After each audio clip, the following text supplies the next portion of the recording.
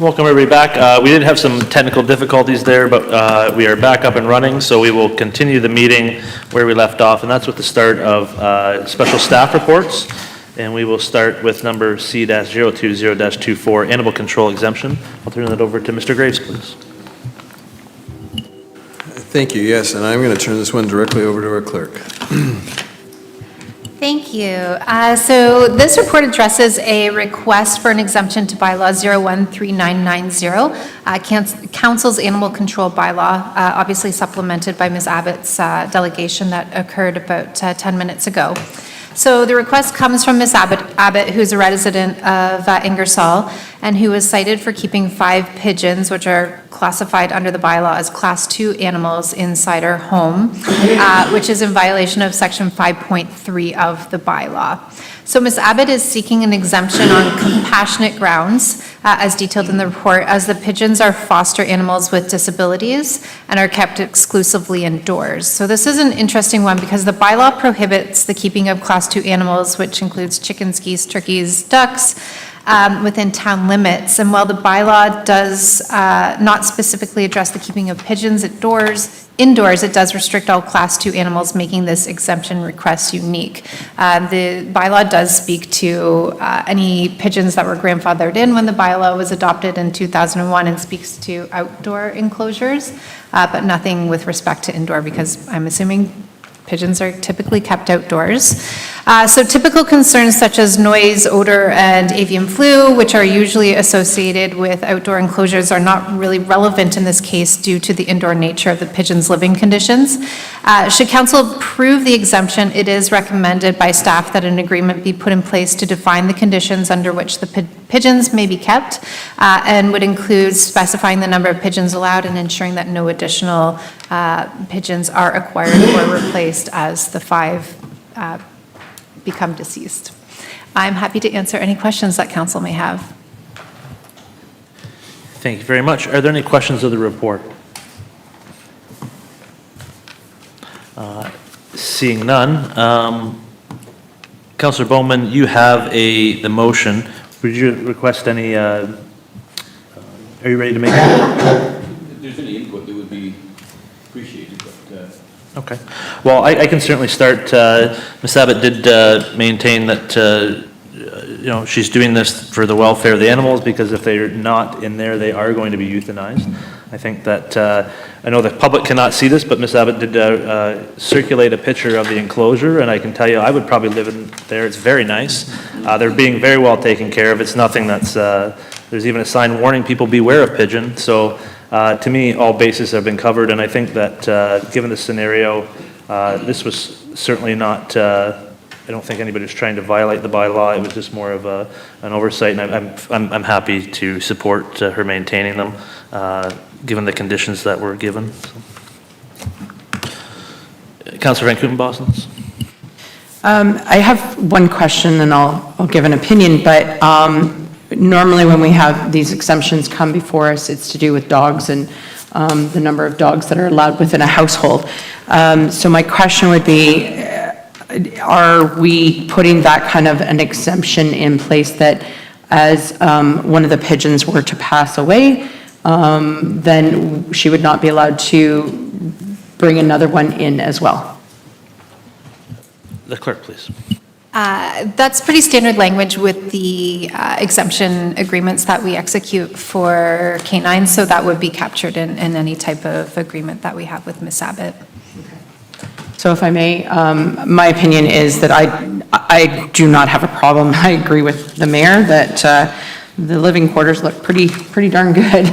Look better than my kid's room, actually, to be honest. So, but I think that she's doing a service to the pigeons that would just automatically be euthanized in that respect. And knowing that if she were to give them to Salt Haven, that they would be just euthanized, I think that she's doing something good, and I don't have a problem in supporting the exemption agreement. Thank you.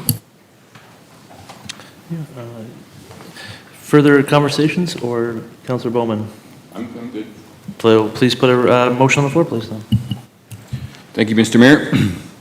Moved by myself, seconded by Councillor Hudson, that the corporation, or the council of the corporation of the town of Ingersoll receive report C-020-24 as information. And further, that council approve Diane Abbott's request for exemption from bylaw section 5.3 of the bylaws 01-3990. And further, that council direct that the existing 5 pigeons be permitted to be maintained by Ms. Abbott, pending the execution of an exemption agreement established exemptions for keeping of Class II animals. And further, that as the current birds pass, they not be replaced.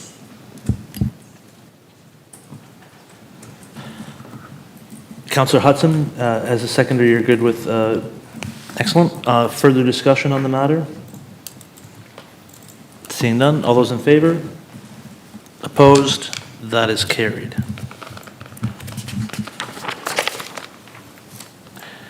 Excellent. And we will now move on to the community grants program policy update. Mr. Grace, please. Thank you. I'll turn this over to the clerk, but before I do that, I'd just like to say that this is some recommended changes to make sure that this program runs smoothly, and especially in dovetail with our new multi-year budgeting that begins early in the fall. And so that's the real intent of this. But I'd also like to express that this policy is really a council policy. If there's any policy that's heavily council-oriented, this is it. If staff had to make a recommendation on what to provide for community grants, staff would likely say, let's not provide any community grants, because we like to be administrative types. And but I also know in my 30 years of municipal government, every single municipal government that I've worked for has provided some form of community grants. We fully understand that there are important things that community groups are doing, and the council feels it necessary to assist in ensuring that those goals are met. We fully understand that. But if council has any recommendations for revisions to this grant, we're open to them and we would implement them. But we also want to point out that should any policies be established, then staff implement them. It is also available to be exempted at any time, just like we exempted the pigeon bylaw a second ago. So even though staff may implement your policy that you recommend, you may also override us at some point and implement that. So I just mention that to keep in mind for any changes that you may want to pursue for the grant policy. And with that, I turn it over to the clerk. Thanks, Michael. So as the CAO stated, the report proposes updates to the Community Development Grant Program in response to identified areas for improvement. Admittedly, that this is not a complete overhaul, but just in response to some areas that were identified last year when we were moving through the program. The program, which was established in 1999, is a key funding source for many local organizations that provide valuable community services, and has been periodically updated, with the last major revision occurring in 2017. So the proposed updates aim to address increasing application volumes in the most popular funding categories. So that's ongoing program funding, multi-year project funding, and then seed funding or special funding. Staff have identified some ambiguity in the current eligibility criteria and the language associated with the same, which has led to a broader range of projects and services being proposed for funding, that with not as much funding being available for these organizations. So just briefly, the key updates include moving the submission deadline, as the CAO expressed. We are now doing our multi-year budgets, and so we are starting the budget schedule earlier in the year. So as opposed to submissions being due at the last Monday in October, staff are proposing that they be moved to September 30th to allow proper time to review and for those approved applications to be captured in the preliminary budget documents. We've also updated eligibility criteria. So the policy introduces more detailed eligibility criteria, including examples of ineligible organizations and expenses. And it also recommends prioritizing applications that align with the town's strategic plan. So this was previously not captured in the policy. And one minor housekeeping item with respect to the athletic excellence funding clarification. It clarifies that the approval process for this funding category be delegated to staff, which was the intent of the update in 2017. I just don't think it was captured clearly in the bylaw that was approved, and so we've continued to bring those funding requests to council for approval. However, there is a fairly detailed review process that's captured in the current policy, and so it's just a housekeeping item to make that more clear. While not included in this update, we have noted that other municipalities do offer funding categories for equity deserving or equity denied groups. This is an area council may wish to explore with future updates, especially as the DEI committee becomes more established. So just something to bear in mind going forward. If council approves the updates, we will bring forward the revised policy via a bylaw at the next meeting of council, but we'll rely on the confirmatory bylaw to move forward with getting the updated policy circulated to our typical user groups that apply, just so that they're fully aware, and promoting the application process and the new submission deadline. So happy to answer questions on any of that. Questions of the report? Councillor Hudson, please. Thank you. Through you, I just had a few. I'm wondering, currently, do we have a review committee, like a funding review committee? So the review committee per the policy is the clerk, the director of finance, and the mayor, as established in the current policy. And then that's the initial review, and then, of course, council makes the final approval on those submissions. Thank you. And I just had one other question about number 9, the request for special or seed funding, where it says cannot apply in subsequent years. Any year? Like after that, or just that year? Sorry. It's really intended to speak to a one-off project. If it's something that will continue in the future, that organization should apply under the ongoing funding category. So it's really just to support a project that is, for 1 year or just needs initial funding to get off the ground. Okay, thank you. Any further questions of the report? Seeing none. Councillor Hudson, are you ready to make a motion? Yep, thank you. Through you, Mayor. Moved by myself, seconded by Councillor Hughes, that the Council of the Corporation of the Town of Ingersoll receive staff report C-021-24 as information, and that Council approve the updated Community Development Grant Policy as attached to staff report C-021-24. Thank you very much. Discussion. Councillor Van Kouten-Bosens. Well, the question posed by Councillor Hudson has me, I missed that one, I'll be honest, in regarding who the funding review committee is. Just out of curiosity, why does the mayor sit on there? Just out of curiosity, why wouldn't maybe another member of I don't know, do we need to have the mayor there? Or can it be a staff-led committee in that respect, and then bringing it back? I'm not trying to diss the mayor or anything like that, but I'm just... No offense taken. Okay, thanks. Thank you for saying that. I'm not trying to give any offense. I'm just curious as to why we would have the mayor. It's coming back before council anyway to make a decision. So is that a committee that you need to be on in that respect? I know we pulled back from other committees in that respect, so just curious as to if there was like a history on that, or... Well, I can speak to the history is that the current policy has had that in there. And I would say that it's probably council's choice. I won't speak to a staff's motivation because this is their report, but I would say that that's the way it was, so it's up to council to change that. I could also say that there's one that says that the mayor can grant $200 a donation to somebody coming through town on a crossing. I have no problem with that being the CAO. These are the things, well, and that's the thing of, it's totally, I agree that, I think before as the CEO alluded, there is a political component to this, regardless of, when someone comes and asks the municipality for money and they make a presentation to council for money, it's up to us to do it. So there was a political thing there, regardless of having council's representation.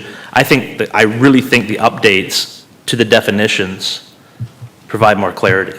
And maybe that, yeah, it is quite possible that we don't need a council person, myself or a council person, on the criteria if it's clear enough that staff, barring that thing coming forward, that organization that may have got turned out can make a delegation request to council and say, exempt the policy we want to be considered anyway, which is always a case. So to me, the policy is there to say, okay, here's guidance if you want to apply, and it's guidance for council, but we know that things come up that are not going to fit a policy, and that, there's different things. So I'm fine with that taken out, and with delegating the CAO authorize a donation, because everybody knows I don't have the power to do anything, really, and I don't want it. So I don't think that position's there. I think that we've delegated some different powers to CAO in the past as far as doing things, that I think it makes it easier. I think it doesn't tie their hands as well. Yeah. Clerk? Sorry, if I may, one thing I didn't touch on that wasn't clearly communicated in the policy that is now in the draft in front of you is the discretion council has to request certain requesting organizations to attend a council meeting in support of their application. So that wasn't in the policy before. I've captured that now, so that you have that fallback where there is some questions about, the project, the organization, as we've had in the past. You can now rely on the policy to say, we want you to come and speak to us about your application. Am I sensing an amendment? Well, I think that Councillor Hudson has heard me, and if she, as the mover, feels that she would like to put that in there, and if she doesn't, then I'll ask for it at that point. I think that she can write her motion down there. Well, there is a motion on the floor, that's the thing. So right now, there would need. So I yield, yes, my apologies, I forgot. Not a You're right, I problem. waited until after the motion went on the floor. So I will put forth an amended motion, and I need to get a piece of paper, and I'm gonna need a second, sorry. I'll stop talking. Excellent. While the Councillor Nkumbas is putting together their amendment, which I think we'll know what it'll be, is there any further discussion on any other? Deputy Mayor Wilson, please. Thank you, Mayor, through you. The thing I found challenging and what I was, hoping for in a grant policy was a way for us to determine financial need for the request in the first place. Money's tight all across the table, and we have to understand if there's actually a financial need for the request. So what would be typical is if an organization has unrestricted reserves exceeding 1 year of their operating costs, for example, they may not be eligible to request funds because that suggests there's not necessarily a financial need for the request. That makes it pretty cut and dry. It's a yes or a no question. So it's something I had kind of discussed with the clerk. It's doable, obviously, it's at the discretion of council whether it matters to us whether there's a financial need or not, and if that financial need can be demonstrated objectively. Councillor Hughes, please. Thank you.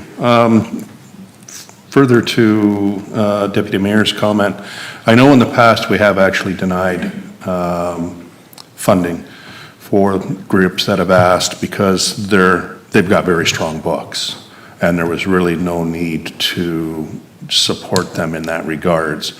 But that was only after we looked through their reports, through their financials to say where they're standing. And that, if we put that in there, yeah, I don't think I'd have a problem if we put that in there. It's another check and balance that we would have in the review committee that would say, okay, this doesn't look right, too much money. I shouldn't say too much money. They can support themselves without the support of the taxpayers' money, that it's just an automatic reject. So just for clarification, you're saying they should disclose that, or it should be a requirement, it would be a deciding factor? I mean, Through you, that would be a decision of council how we wanted. Like, it could either be a consideration for council and we decide when it comes to the floor whether that matters, or it's part of the eligibility criteria. I don't have necessarily a hard stance either way. Typically, it would be eligibility requirement, but, you know, it's council's policy, as Michael suggested, so I would just like to know, do they actually need this money we are taxing the residents of Ingersoll for? And make the decision based on that. Not that information alone, but certainly part of the decision-making process. I wouldn't be in favor of if it was a decision that would cross it off from council getting there. Just to the fact that some of our organizations that come forward are looking for partner and seed funding to be able to, they could support themselves, but they're looking for a partner to help the town do things that's on our goal list as well. And so if we're a part of that, I'll be honest, if I look at the Kiwanis Club, they could probably run the market, no problem. But is it a great thing for the town of Ingersoll to help out with that because it meets our goals and objectives? Yes, so if we provide some, I'm pretty sure the pipe band could meet their financial responsibilities, no problem, but the $1,000 stipend we give them to perform is something that builds the town. So if it's just automatically no, then I think that we might be doing a disservice to our community, because this is the way we can support those that are supporting our community goals. Certainly not with full funding, but where shared goals come about.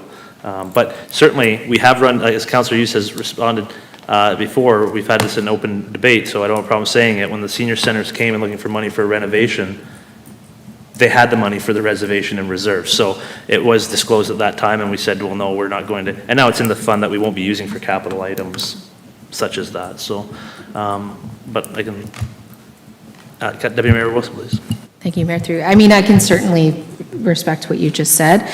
My thought process is when it gets to the point where the request has exceeded what we have budgeted, we'll have to make the decision based on something. And if that information is not available, we can't use that information to make our decision.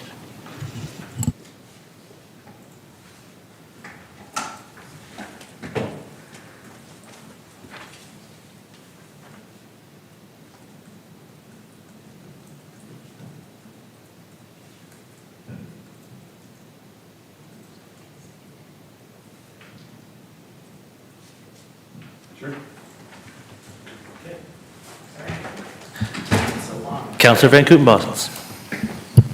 So moved by myself, seconded by Councillor Rick, that we amend number 6, other charitable funding, and remove the mayor and insert CAO, who may authorize a donation not to exceed $200, and that policy, the 3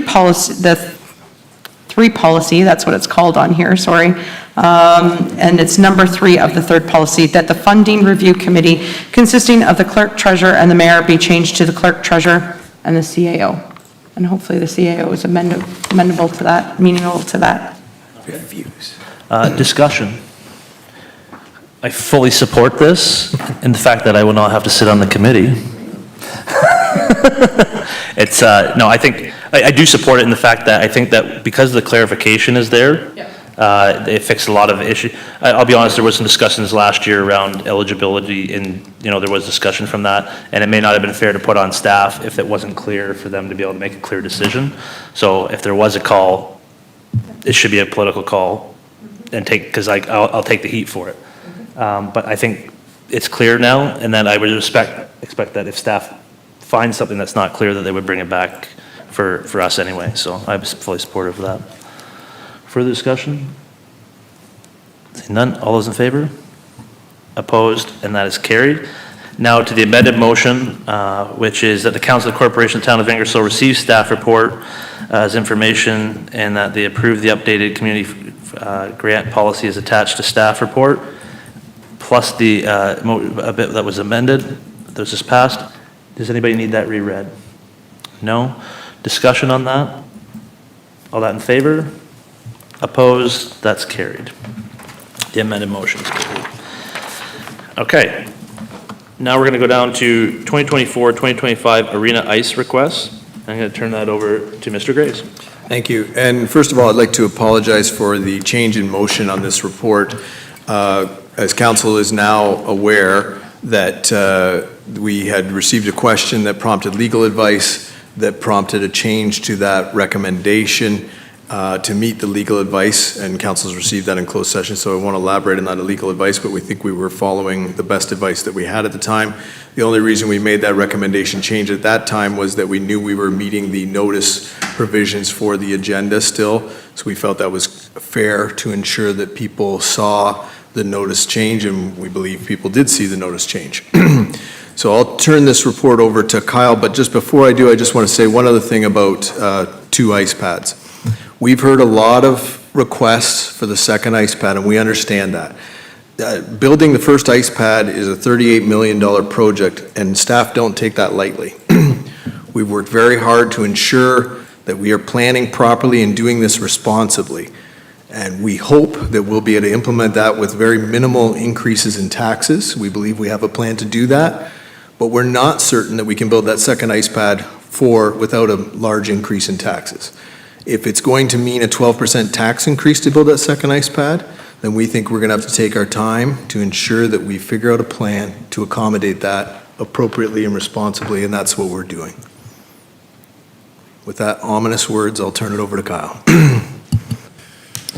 Good evening, Mayor and Council. So in front of you, you have a report, a comprehensive report that staff have put together by looking at the ice allocation policies of the surrounding municipalities around us, that being Zora, Strathroy, Caradoc, Aylmer, Woodstock, Tam Center, and Tillsonburg.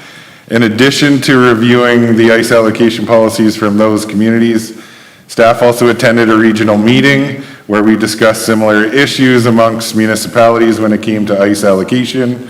All of the details of that are provided in the report for council, as well as the review of ice allocation policies. What I can say is that ice allocation policies in general are all very similar, but I've identified in the report some differences that exist between policies.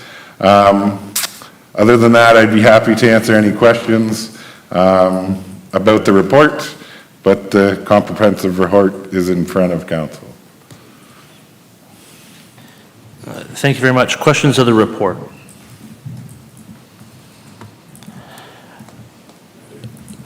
Councilor Hughes, please, first. Thank you. Through you, Mayor. Kyle, thank you for the report.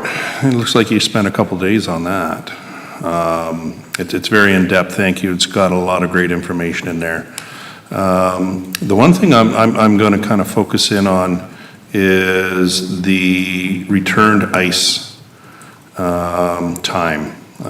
You have the summarize it, basically, the report is total returned was 67.3 hours. Total picked up was 40 hours. Total outstanding is 27.3 hours. And that's obviously overall over a 6-month period, I believe. That would be over the whole season. Over those, it's what's that, 8 months? 8 months, yeah. 8 months, okay. So arguably 3 hours a month. And I noticed in the report of the returned ice time, there was a lot of half hours that were returned. A half hour we can't rent out, can we? We can if it's in conjunction with other ice time, but just selling of a half an hour slot becomes very difficult if it's not associated with any other ice time. So I would assume that makes up that 27.3 hours of that time. So now, is there any, when they hand it back, they obviously get a credit back or they're not charged for it, and we're on a 7-day policy. 7-day return, or yeah, 7-day notice on returns. Has that, how can I say this? So if it's a consistent return, and looking at the report here, it shows that Thursday, Friday, Saturday, Sunday is usually, or Thursday, Saturday, Sundays seem to be the most consistent. Has that been brought up to the group that has returned it in regards to if they're returning it, do they actually need it allocated in the following year? In talking with user groups, it is being suggested to user groups that if they historically have turned back that time, that may be time that may be of interest to them, that they may consider giving up to some of the other groups as a way to not give up their prime time, like their prime ice. So yes, it's being talked about with the groups to identify to them that those are some potential times in which they could give up potentially to other groups. And I think that has facilitated some of the discussion that has happened between Ingersoll Minor Hockey and West Oxford Inferno for the Saturday night ice times. Because their convener, it's not against their rules to play after 9 o'clock on Friday night or Saturday night. So it sounds like that proposal potentially for Saturday night ice time will be able to come to fruition without having to change their bylaws. Gotcha. So some of that has come out of the discussion of these are the times you historically turn back. They may be good times for you to give up to other organizations if you're not going to be able to use them. So that is being put out there to the user groups. Gotcha, okay. All right, no, that was my biggest concern, seeing that return time, and yes, there was a pickup of 40 hours elsewhere, but it's still unused ice time that people are potentially looking for, so. All righty, well, thank you for that explanation, I appreciate it.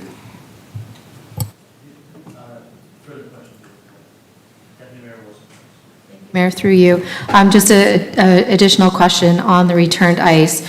Is that returned ice coming across user groups? Or is it only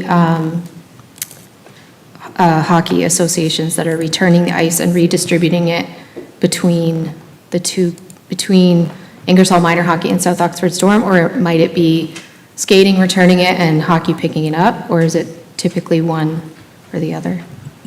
So historically, as I outlined in the report, it's only minor hockey that ends up turning back ice because they're the largest user group and because their schedules fluctuate in terms of what teams make playoffs, which teams don't, that kind of stuff. That's why there's some flex in their schedule and give and take in their schedule, where figure skating is set up in such a way that their coaches are assigned at certain times, so they don't have as much give and take in their schedule. So it's typically it's not as if other groups couldn't do it and haven't done it, but it's typically only ever minor hockey because of their schedule that have these give and take in their schedule. And as identified in the report, it's all returned within policy, so it's within the 7 days for us to be able to try and sell it out to another user group, but it's typically half an hour here or there in the periods of time which aren't the prime time ice that people are looking for. So a follow-up, I guess I'm having a hard time understanding. So Ingersoll Minor Hockey is returning ice, but then taking ice back? Sometimes. It says total hours returned, but then they've picked up. So they're returning it and then picking it up within the same, They'll return some ice that they're not using, but pick up additional ice that they require. So it's not as if they're picking up and dropping the same ice. It'll be give up half an hour here, pick up 3 hours there. So it's not the same ice that they're giving up and re-picking back up. It's losing 2 hours or losing 30 minutes on a Tuesday and picking up 3 hours on a Saturday. So it's that kind of give and take okay. in their schedule. So a follow-up, what would be the impact of only being allowed to return ice in 1 hour blocks for the municipality or for the user groups? If they had to return in 1 hour chunks, then according to the 7-day policy, they would have to return, instead of half an hour chunks, they'd have to return a whole hour chunk within the 7 days to not be charged, if we amended the policy to say that. Sorry, so I was, like, the impact, if we were to make that change, how would that affect how those organizations use the ice, and how would it affect the municipality making sure that ice doesn't get wasted? It could potentially impact in terms of they may not, ice time may end up sitting empty and them paying for it because they wouldn't want to give up full ice, like maybe they need that half an hour ice time, but not the full hour. So then they would not give it back, use it for half an hour, and then it would sit empty for half an hour, potentially. So the impact of that would be potentially ice sitting empty. We would still be receiving revenue for it, but it would sit empty because they would have no use for it. So the intent of the policy, and in most policies, is to be able to give us enough time for another user group to be able to rent it out. The problem is that the times in which they return are not times in which other user groups typically want. So the time doesn't get rented out because it's not at times that people are desiring.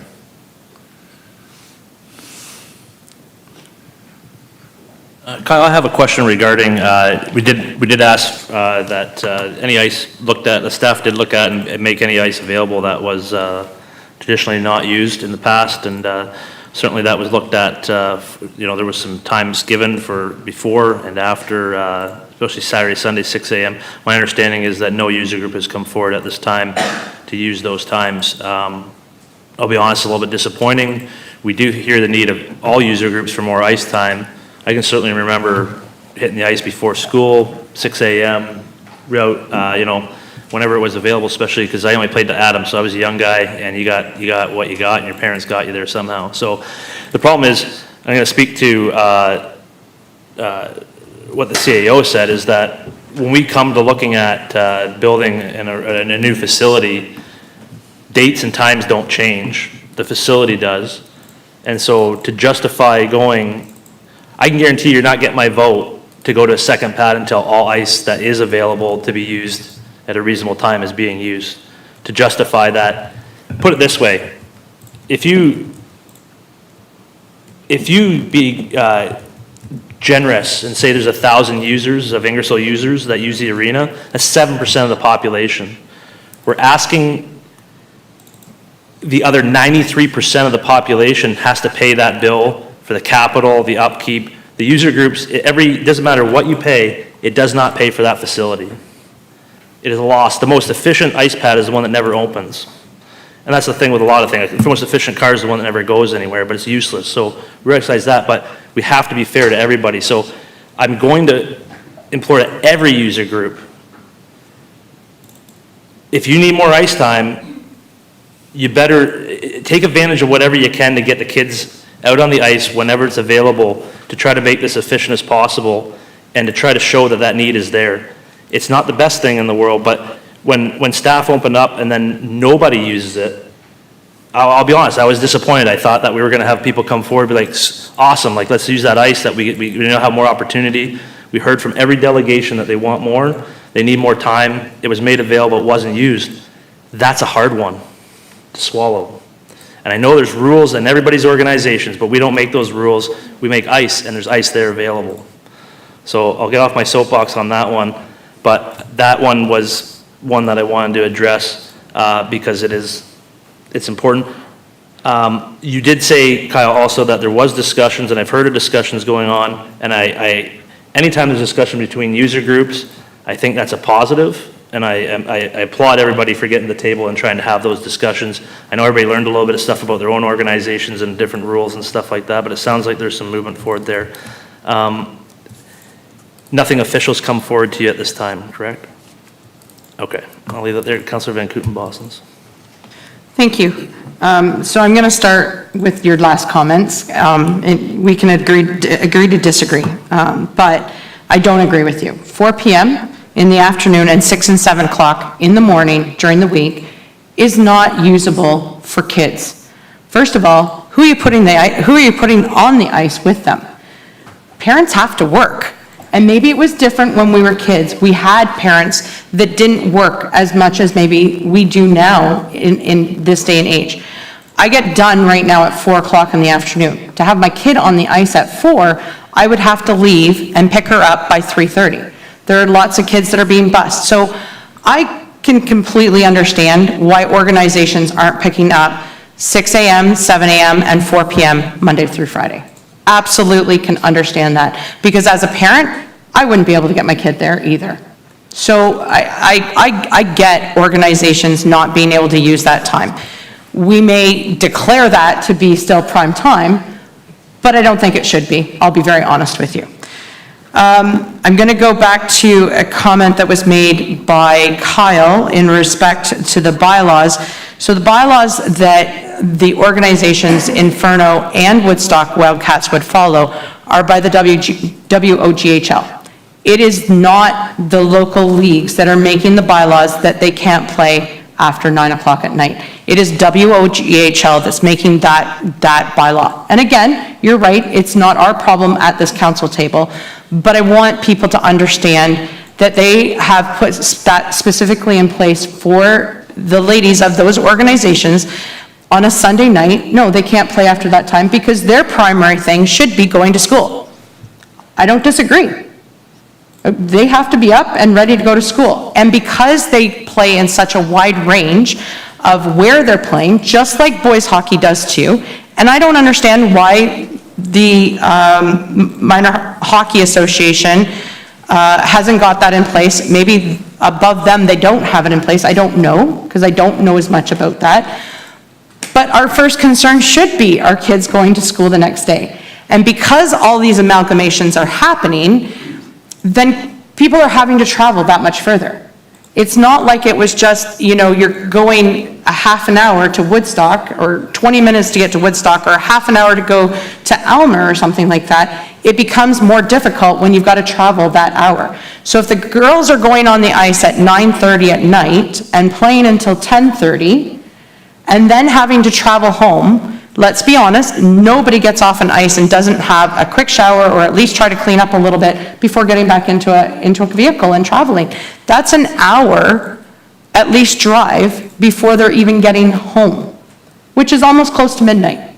So I understand why the organizations have those rules in place, and for them to get that changed, I don't even know if they could. I would think that every center would have to agree to wanting to change that. You're right, that's not for us to have to decide, but it's reasoning as to why they can't take those times.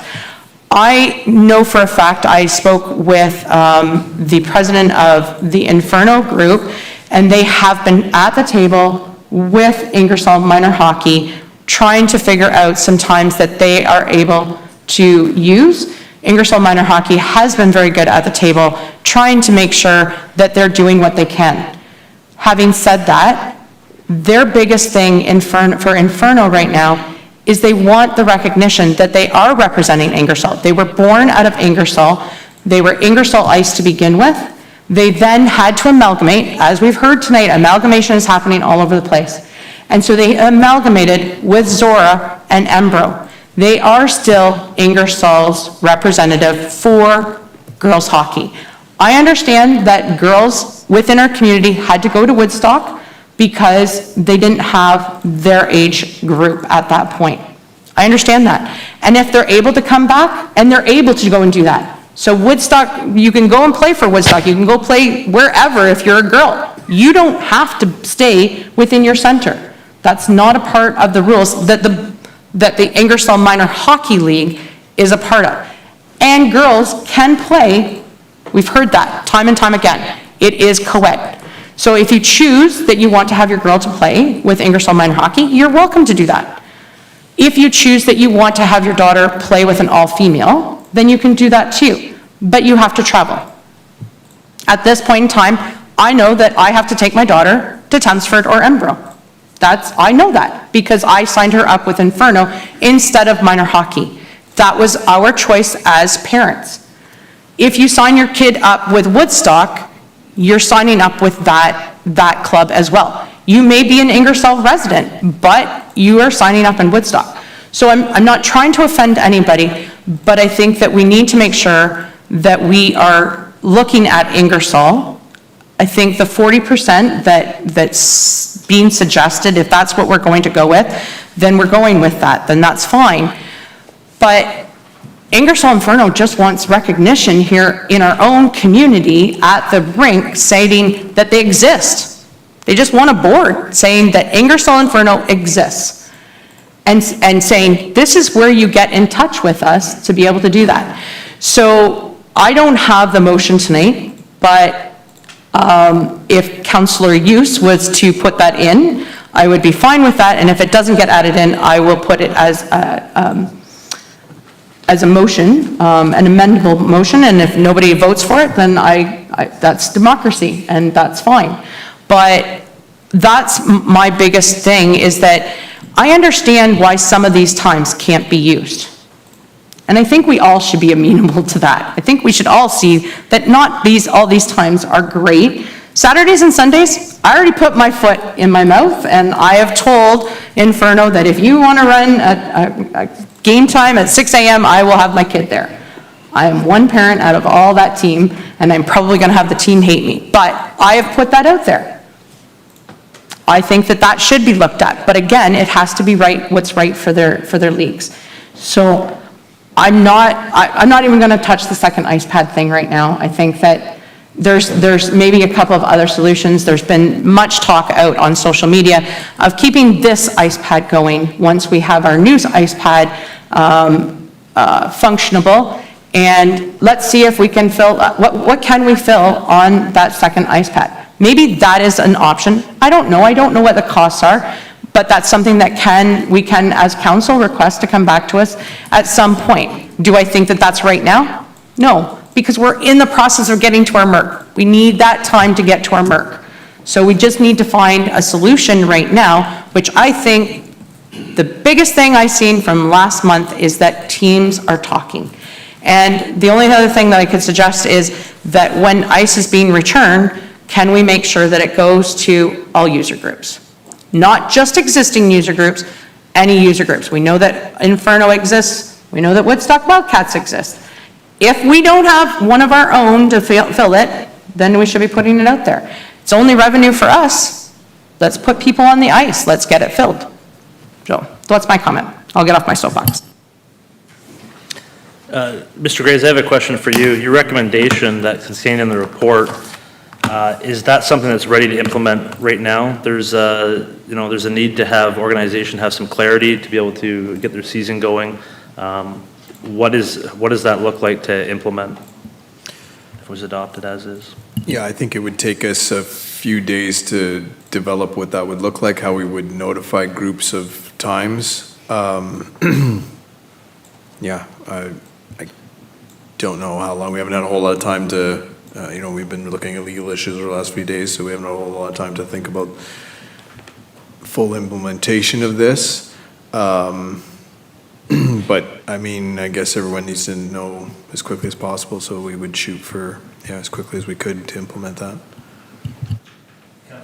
Councillor Van Kooten-Bosens? So if that, we have every user group that's needing to get their stuff put together. So what if we stick with what we have and we put forth getting a policy together for the 2025 season? How detrimental is that going to be? We could at least get everybody onto the ice, everybody's talking, we can move forward, and then we commit to making sure, if this is where we're going with this new policy, that we get that implemented for the 2025 season. But for right now, I think that we need to get the 2024 season figured out for them. I don't think that we can sit back and just watch them and say, sorry guys, you can't do anything. Everybody's needing to have the conversations. Men's League, NBC needs to figure out what they're doing and then go from there. And Ingersoll Skating is here and they're wanting to know what they're going to be doing as well. So I personally don't have a problem with us just going ahead with what we've had and committing to getting it changed for in the future. Further questions of the report? Seeing none. Yeah, I know that we have, Councillor Eustace probably regretting the disbursement sheet genie on that one. So I'll put my 2 cents in to try to give you some sense. I agree with Councillor Van Kooten-Bosens. What I'm hearing is that this is not ready to go. there's groups that are trying to get, I received a message from somebody from, that was, say, associated with Southwest Inferno, that, there was one of the groups was not able to go forward because they weren't, they didn't have the ice to be able to do it. I think that there's always improvements due to policy. We've received some advice, but I think at this time, I think the best thing to do is get this season started, continue the dialogue, and how do we work further on a policy that can be implemented without chaos in the next couple days. So I think that, from my understanding, is that user groups are being accommodated somewhere to what they should say, that they have a workable solution. It's not ideal, but I do think that we should be, if this was something that was ready to go, yeah, probably, but it's not. It's not something that's been vetted, and I don't want to make situations worse with unintended consequences by trying to go forward with something that's not ready, that doesn't have those conversations. We've heard from our user groups, they want to be part of that conversation, and continue that dialogue, and so I do want to respect that. And I'm going to implore, I'm going to say that, while I agree with you that a school-age child can probably not get on the ice by 4 p.m., we have high school hockey teams, we have older people, these organizations, there's different user groups, there's different age groups. My nephew's 8 years old and he plays in Grimsby. He's on the ice at 6 a.m. every weekend, because there's a big need for hot ice there as well. So it's not like we'd be asking our residents to do anything else than other residents are doing elsewhere. It's just being this is the resource, this is the service level we have. The next level up is 30 to, we're not even talking about the $35 million, we're talking 10 millions on top of that. So, and, I'll be honest, I'll be having hard conversations with my colleague next door in Southwest Oxford about a meaningful commitment of getting a service level. They have zero service level. They need to commit to a service level where we are not responsible solely for providing a higher service level to Ingersoll residents that we paid for by Ingersoll residents, but will be dramatically used by outside residents, with user fees that don't cover the cost of even operating that day, let alone the capital needs and everything else for it. It's not fair for all Ingersoll residents to be fitting a service level that is not directly, unless I can say you're 100% benefiting, and that doesn't work anywhere with recreation. And we do have to be recognize that it's a regional thing, but it's not fair to just put that on Ingersoll residents. So I will commit to having those conversations, because I think they're important. But I would ask that organizations look and see what they're in their structure. Hey, if you can use that ice, if kids are coming off school from high school or whatever, and they can play, whatever that age group is, they can get there on their own, perfect. Get on that ice and use it, because it's just sitting there going to waste. And then it makes the pitch a whole lot better later when we're going, hey, we need more ice. We need that extra pad. We can ask the residents to help pay for it. So anyway, that's my soapbox, and I'll leave it there. But I think there is. You sit in the room and you discuss. You'll come up with ideas, and I know that's happening already. And so I do appreciate that, the ability to work and try to find solutions so everybody can be accommodated.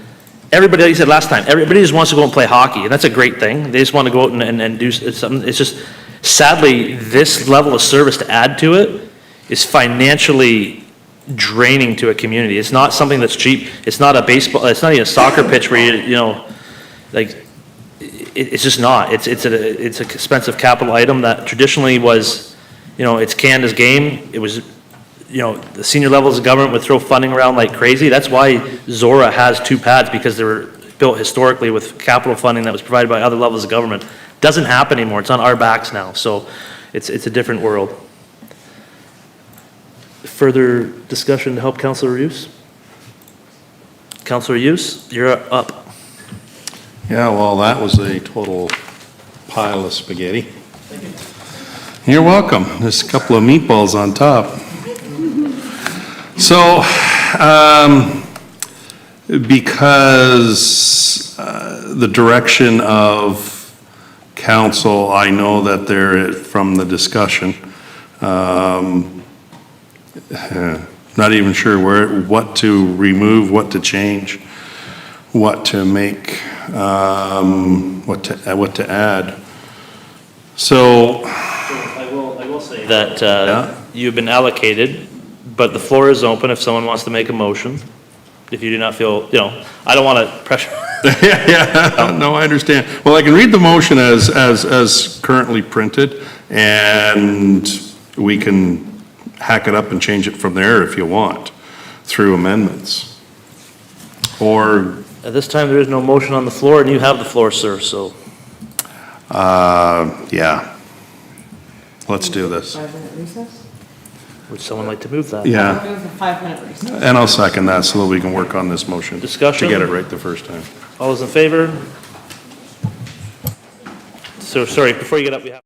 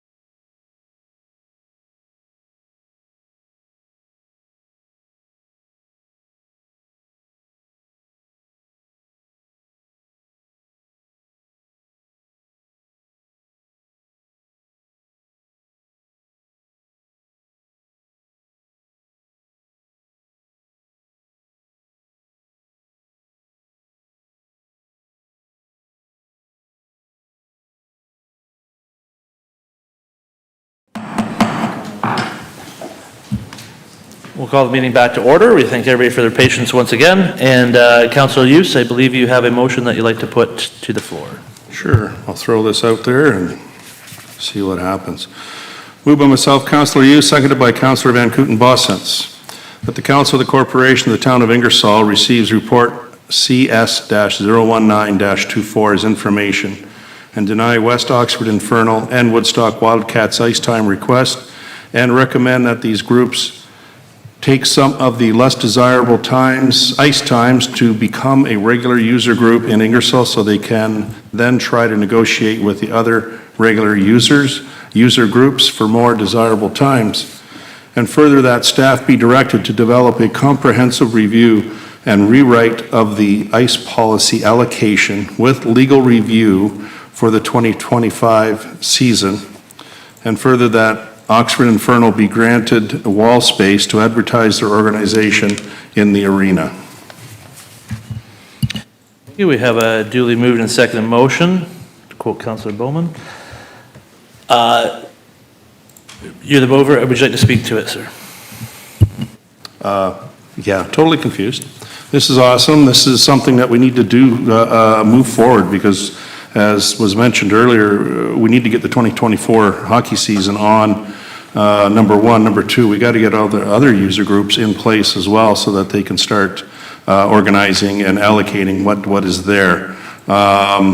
It's unfortunate that we had to deny the two groups their request, but as again was discussed, West Oxford Infernal has been talking with Ingersoll District Minor Hockey in regards to some times, and with the report regarding the returned ice times, I think there can be some positive movement forward once these groups get down, they sit down, they talk, and they work everything out. So, and again, we will be a fully comprehensive review of the ice allocation policy.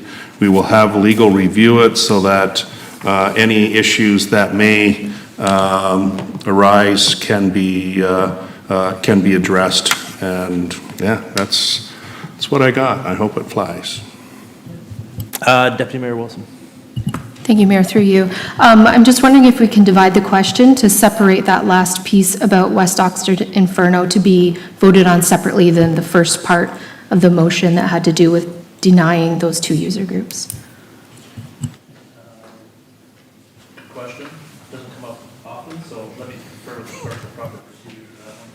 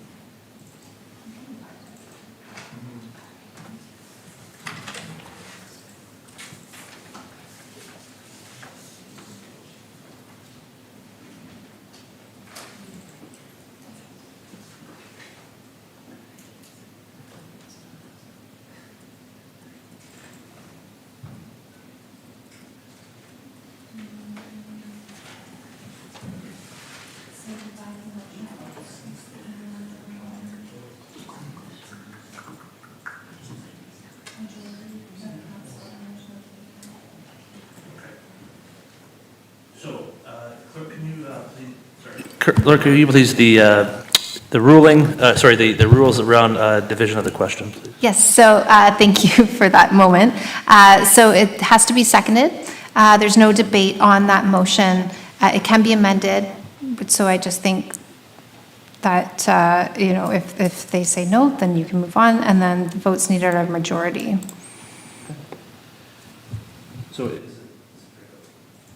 sorry, it helps my mic here. It's been a long evening already. Please go ahead, Deputy Mayor Wilson. So I suppose I'll formally move to divide the question so that the second part of that question around having Inferno being allowed to put their signage up at the arena is separate from the question around denying the user groups access to the ice. Okay, and is there a seconder for the motion? Councillor Hudson, thank you. There is no debate, so I will call the question. All those in favor? Those opposed? That's carried, so it is there will be 2 questions there. Excellent, and Excuse me, question or motion? so there'll be, I'll call 2 questions, well, 2 motions, but to call the question Okay. twice. Thank you. So, is it possible to have the written copy? Oh, you're Almost done. okay, perfect. No, that's problem, just so I can procedurally get this correct.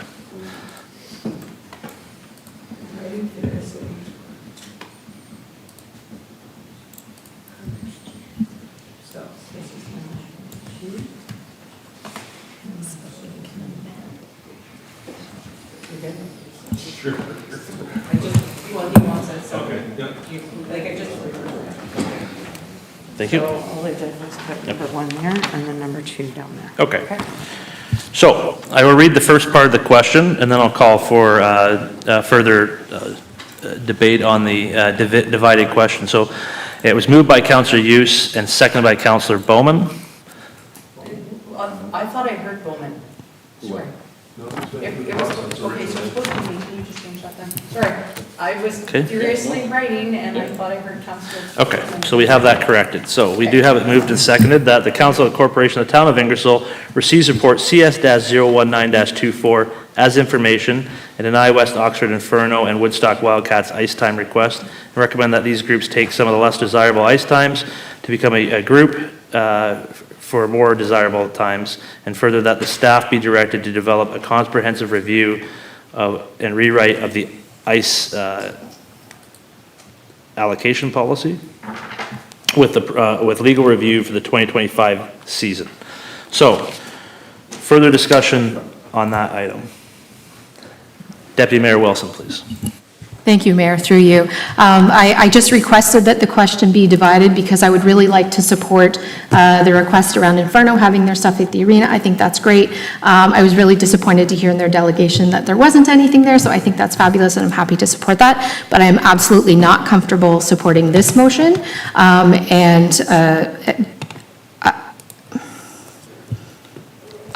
leave it at that. Further discussion?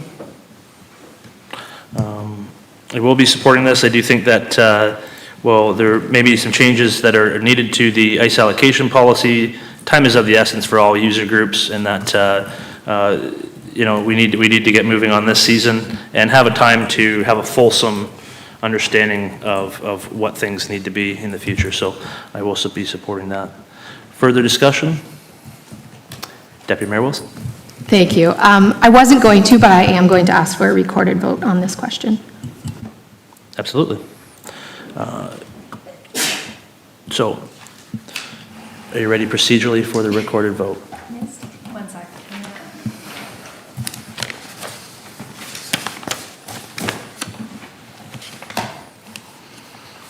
As a procedural geek, this is good. I know it's not great for the crowd, but these are rarely things that happen in council meetings, so we want to make sure that we get them right procedurally, but also that, you know, that's,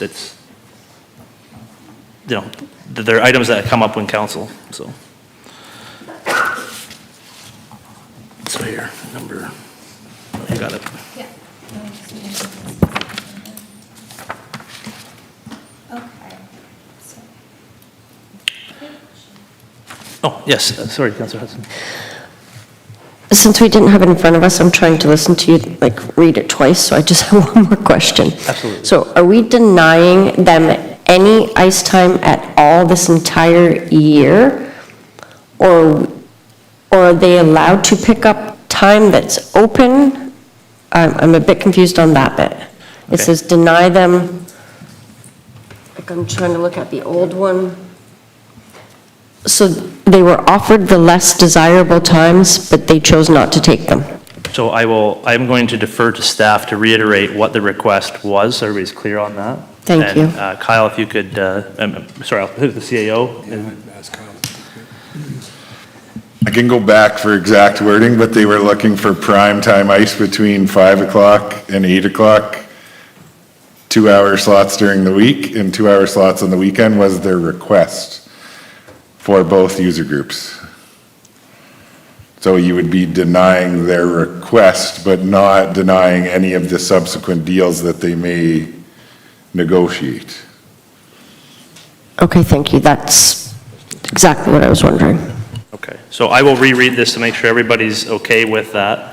The Council of the Corporation Town of Ingersoll receives the report as information and deny West Oxford Inferno and Woodstock Wildcats ice time requests, and recommend that these user groups take some of the less desirable ice times to become a group for more desirable times. So that's that part right there.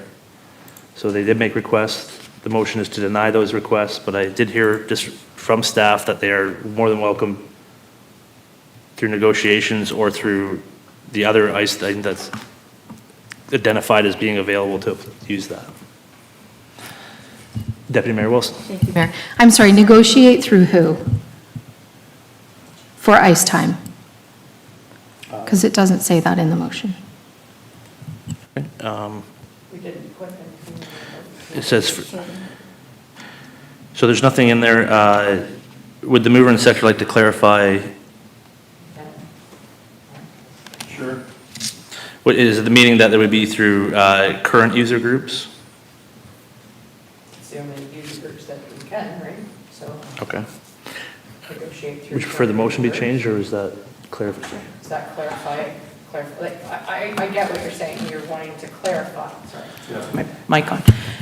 I get that you're wanting to clarify to make sure, I mean, the negotiations that have taken place, I wasn't thinking about that either and should have, and so you're right, I have no problem in putting in the, negotiate with current user groups that are in place at this point. You're okay with that? Do you want me to add that in, Mayor?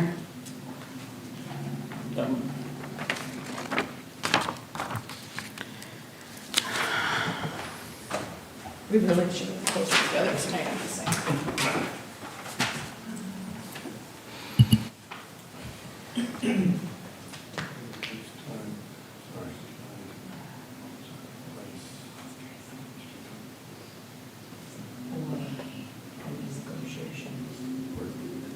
Discussions with existing. Negotiations and discussions. Sure. With existing user groups. And town of Ingersoll, or and staff.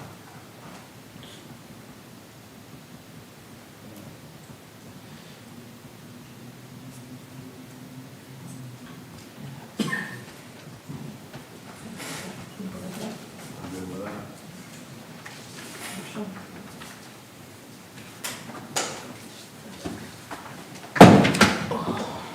Just walk this over and then I'll grab my chair. Thanks. So, it says. Do you see where we're putting it?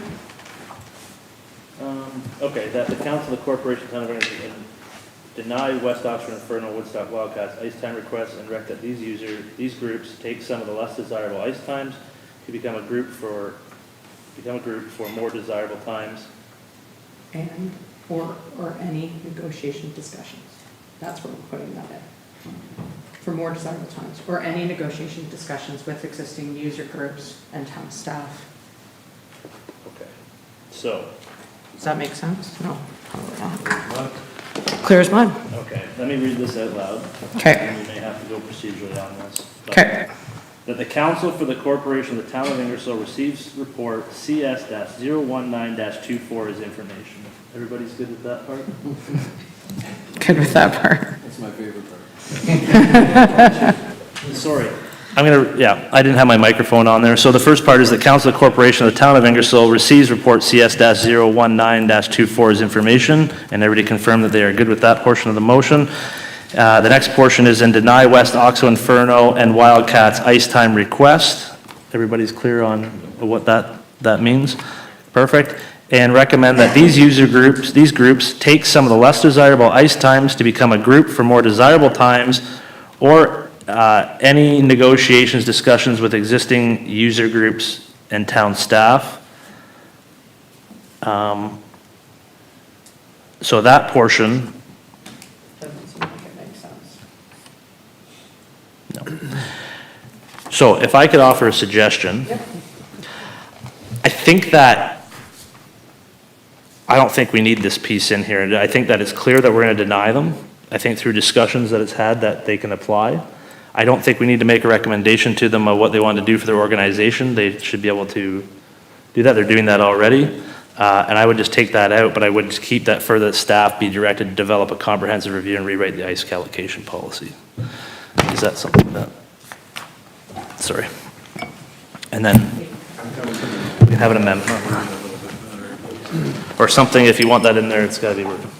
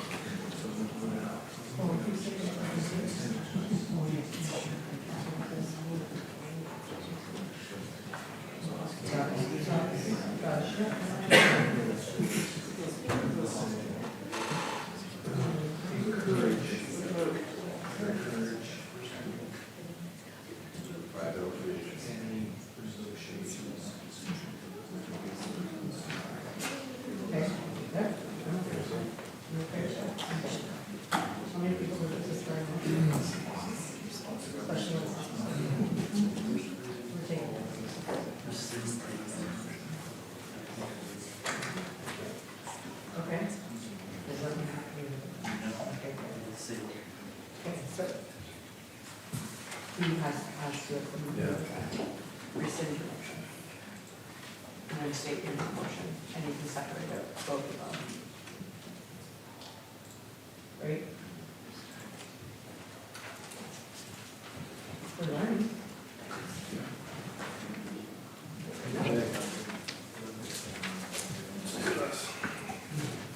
Maybe this will be right. Rescind your motion. Yeah, I wish to rescind my initial motion.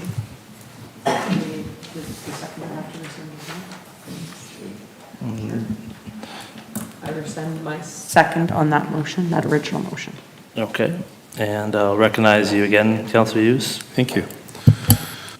Moved by myself, Councillor Liu, seconded by Councillor Van Kooten-Bosens, that the Council for the Corporation of the Town of Ingersoll receive report CS-019-24 as information and deny West Oxford Infernal and Woodstock Wildcats ice time request, and encourage any negotiation or discussions with existing user groups and town staff.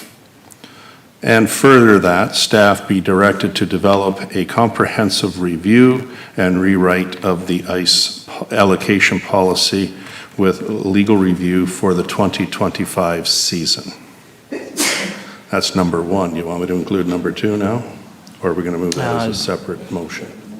I believe that I believe you only rescinded the first part of the motion, is that correct? Yeah. Excellent, then I will take that motion down here. It has been moved and seconded.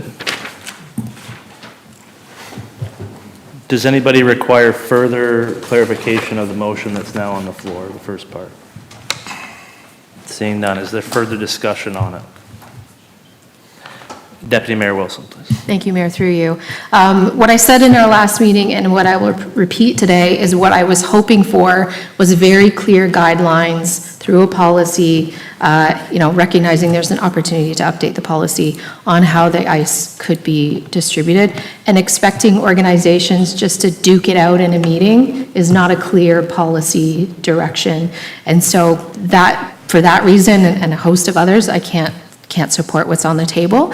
I just don't think it's a fair expectation to ask residents to kind of be, yeah, I mean, I know they're being nice to each other, but just hope and pray that they're generous and might get an hour here and there is not a policy. And so, yeah, like I said, for that reason and many others, I won't be supporting this motion. Councillor Van Kouten-Bosens. And I respect that. I totally respect that. But at the same time, I think that we should have been rewriting this policy long before now. And groups need to move on, and we need to have groups on the ice starting within the next month. So I respect your decision, and I fully understand it, which is why I put in the second portion that we started a new policy for the 2025 season. So I do understand, and that's okay, and not everyone can always agree, and that's okay. So I am going to say, though, I'm very impressed with the fact that user groups are talking to each other, and I thank you for that. And I hope that it can continue, and that we can have a great ice season, because it's not just hockey, there is figure skating as well, that we have a great ice season out there for everybody. Further discussion? Yeah, I think it's the best policy. I don't, given, we just literally received information before we came in here, and to try to incorporate that into a policy that can work within 5 minutes is just not feasible. We need time to give staff to be able to incorporate that in user group feedback, but I do believe that people need to get on. Our user groups now and in the future need to be able to make plans for what they're going to be doing as organizations, and I think this will give them the direction for this year with expectations that things may change. So I think that, given the state of the affairs, then I think this is the best thing that can come forward at this time to move forward. Further discussion? Deputy Mayor Wilson. Thank you, Mayor. I'm not sure if I need to ask again for this motion to be a recorded vote since the original one was rescinded. For good measure. So there is a procedure for that, and I will turn that over to the clerk if there's no further discussion on part one of the motion. Seeing none, if the clerk can call the vote, please. Perfect. So per council's procedure bylaw, we will start with Deputy Mayor Wilson, who called for the recorded vote. So if you could state your vote. No. Okay. Councillor Bowman. Yes. Councillor Hudson. Yes. Councillor Hughes. Yes. Councillor Van Kouten-Bosens. Yes. And Mayor Petrie. Yes. Okay, that's carried. Thank you. Thank you. We'll now move on to the second part of the motion, sorry, the second question, which is, and further that Oxford Inferno be given wall space to advertise their organization in the arena. Discussion on that item. Seeing none. Oh, Deputy Mayor Wilson, sorry. Sorry, I think maybe it got read too quickly and I misunderstood. I thought the motion was for them to be able to put they had something, when they came here, they talked about they had Inferno, something in the arena, not just advertising, banners and stuff like that. Is that not part of the consideration, or just advertise for Inferno? If I may, I think more than anything, they want to put their name up. They want to, get their logo up. I don't know about banners, but I think it's something that we could task Kyle to ask if that's the case. But for right now, a piece of wall with their name onto it and being able to, get it out there that they exist is the first step. So I think they would be happy with that. So, but that, again, my only opinion, so. I'm assuming if they're not, they will tell us. I would hope so. Anyway, so further discussion? No recorded? All those in favor? Opposed? That is carried.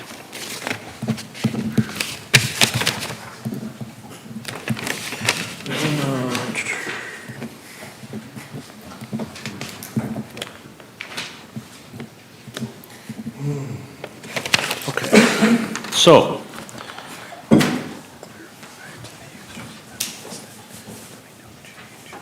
So just to clarify, there is no change in the ice allocation policy, and I believe that can be, that's been solved, that those user groups, Kyle will be able to clarify with you what the different user groups have been allocated according to the current policy. So I know there's some people here from that.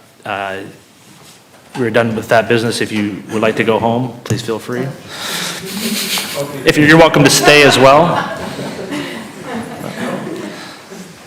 We're done with that business, right?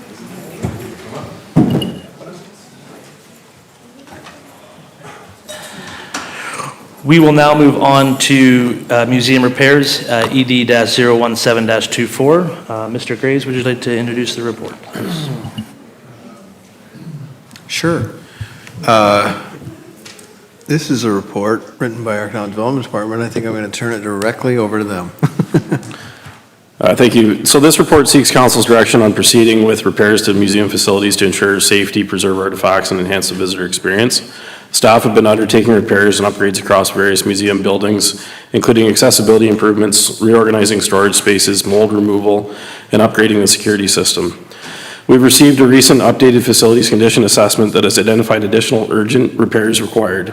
Staff have attempted in this report to prioritize the projects that can be accomplished within the reserves that the museum has available. Unfortunately, there are significant repairs to be completed to various buildings, and we don't know what else we'll find as the work is completed. Ultimately, staff's goal is to prevent further degradation of the buildings, ensure the health and safety of staff and visitors, and maintain the integrity of the museum's collections. Based on the information we have now, these are the repairs that staff are recommending at this time. I'm happy to answer any of council's questions. And I also have Stephanie Conron, the manager of the museum, as well, to answer questions. Any questions of the report? Councilor Hughes, please. Thank you. Through you, Mayor. Have these been included in the previous 2024 budget with all these repairs, or is this additional ask?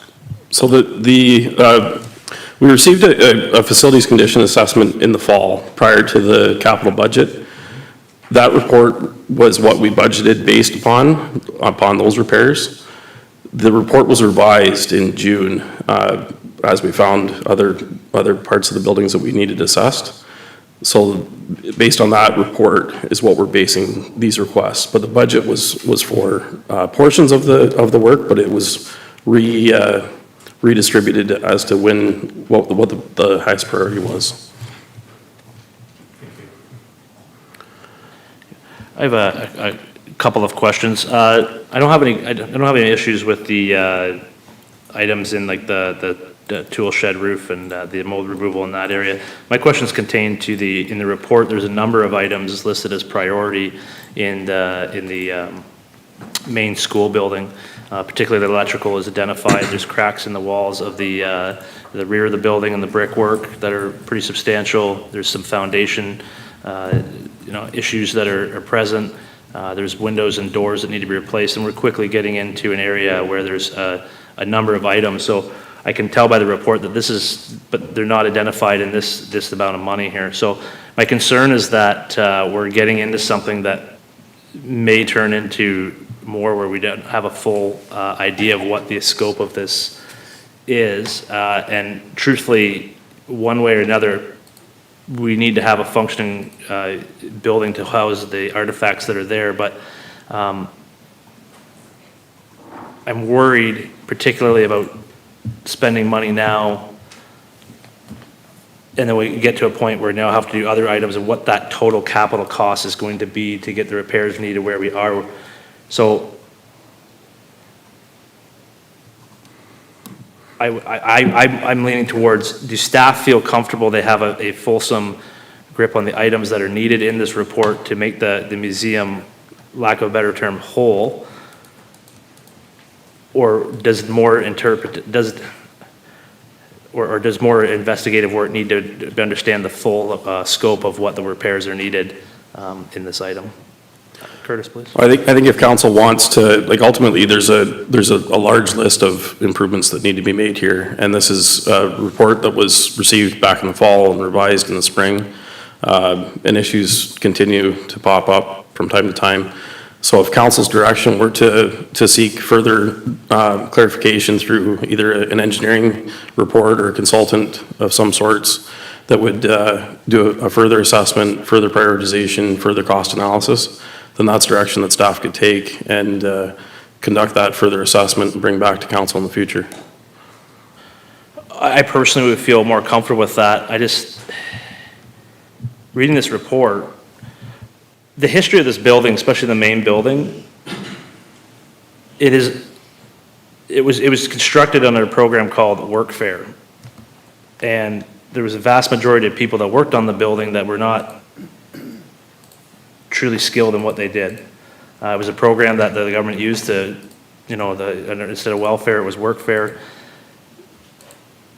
I know from my background, there's a lot of things I see. I did a tour and I see in this report that I have concerns that we may be approaching something that we don't have a building that's worth the capital that's going to be put in to repair it, and it may be more viable to upgrade it to a standard. So I would personally feel, for this time, I have troubles approving some of these figures, given that the report that's coming forward it needs to be I need the full picture of what that dollar is, because we do have valuable items in there. In that building, there's a signature of John Hancock. There's countless artifacts from Ingersoll, and they need to be treated in the proper condition. Certainly, no fault of anybody. The building's 40, 50 years old. Again, the construction wasn't up to our standards nowadays. So I think I personally would like to see a more fulsome, in-depth analysis about what the cost would be to bring it up to that standard before. Now, I understand that, like, there's mold, there's pictures of mold, and that needs to be taken care of. But where's that line of what can be, are we getting into full? I'm not prepared to sign off on a full roof and everything in HVAC until we have I have a full good idea of what's going to be the whole package. Is that fair? Does that understand?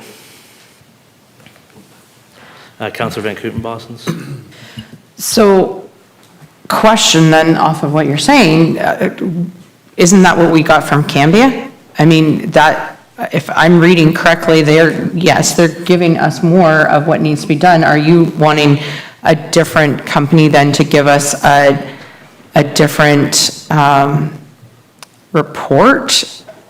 This is a facility condition assessment, so. And I'm just asking a question. Again, not trying to offend, but I mean, if that's what we've received, what else are you looking for then, if that's the case? So I will go to Mr. Graves in a second, but just to touch on that is that building assessment reports identifies issues and it provides a general of budget, but it's not a comprehensive review of, there's not a tradesperson there. They're going, okay, this is what we have to do to fix this problem and prioritize it. To say this is what should be done first, second, third, fourth in the items. And I'm concerned that as things are systems that need to be worked together, that we could end up spending more money repairing a building in the end, based off what they're saying needs to be replaced, than that's worth physically to do. And I would rather spend good money instead of good money on bad money in something that's not worth it. I'm getting hints of that in the report, that there's a lot of items in that are just not, and it's going to be a can of worms. You can't just open up you can't just do one and the other one and the other one. Everything's related. So I'll turn over to Mr. Graves for further comment. So if I could, Mr. Mayor, what I'm hearing is you would like staff to develop a more comprehensive review that includes details of what immediate items need to be repaired and fixed, such as mold. I'm sorry, I'm not thinking of the word, but yeah, remediation. And then a more detailed review with costs to detail in what order of progression work should be done on the facility in order to ensure that it's being raised to an appropriate standard, along with a comparison of that cost related to a tear down and a rebuild. Is that? That's a very fair statement. Yeah, I agree 100% with that. I think that, again, when you look at the report, there's doors, there's windows, there's moving the foundation, there's brick cracking, there's a roof that's needed. You're quickly getting to the list of things that are included in a building. But, it's a 50-year-old building, and it may be past, it may be just not feasible. But I don't want to put a bunch of money into patching, like, not just patching, sorry, but replacing one item of an asset without looking at the total value of that asset and the condition of it as a whole and the needs to replace that. I'm going to go Councillor Bowman, and then Deputy Mayor Wilson and Councillor Hudson, as I saw it. Okay, question then. In taking the mayor's comments into consideration, if we were to take a look at a comprehensive review, question number one, what sort of time frame are we looking at? Because we have repairs there now that need to be done, and if we do put a Band-Aid on this until the comprehensive report comes forward, where do we start and where do we stop? Because as you pointed out, once you start into this, you could find more and more and more. And where do we, what do we patch? How do we go about doing that and not get into what you're talking about where we're throwing good money after bad? Well, the answer to that, I think, is that we complete this process, and that, because right now, we have a list of repairs that are listed here that we'd like to do within the budget that's available, which is all the reserves for the museum facility. But we have another list of repairs that aren't included in there that are going to keep coming forward in subsequent budget years. But what's the best way to do this, and what's the total cost estimates going to be once you get out in the real world? We have estimates that are based off guidelines that they use in the review, but that's not real world estimates of somebody, of a trained person going in and going, okay, what's the actual situation? It's like a home inspection. They've identified there's an issue there, there's an issue there, there's an issue there. We're trying to figure out the best way forward. I'm concerned by what I see in this report of what is the full scope of this going to be to be able to make this make it right. There's some areas that, like, I would say, like, it's pretty clear what needs to be happening in the schoolhouse / tool shop. That's been figured out. In other areas, it's pretty clear. Those have been clearly identified. But this area, like, there's been electrical identified. What's a comprehensive plan to try to make that happen and really use the money wisely as possible? It may come down to, I don't know, if the bills add up, it may be, okay, at some point, something's not worth replacing. We do it with every other asset, but where is that? We say, oh, the truck's not worth replacing anymore because the sum of its components don't add up to what it's worth anymore. Buildings are the same, unfortunately. Now, we were better, this building, if we maintain them as we go, asset management, we can do that, but this can't be compared to a regular municipal asset. It never was at one point, and it was built differently, and it's had its issues, and those are showing now. Does that kind of answer your question? It's late, I don't know. To a degree, and again, Mr. Mayor, I appreciate where you're coming from, but some of these concerns have to be addressed now.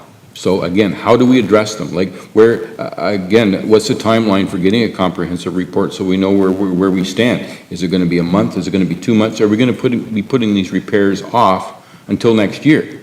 Which at that point, we could be even into more problems than what we are now. But again, my concern is, where do you start and where do you stop? You've got to start somewhere.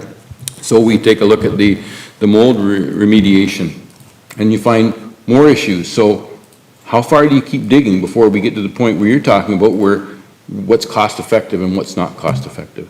I just can't wrap my head around, where do you start if you want to see a comprehensive report and see whether the building itself is worth saving or whether it's a rebuild versus, okay, we're just going to start fixing.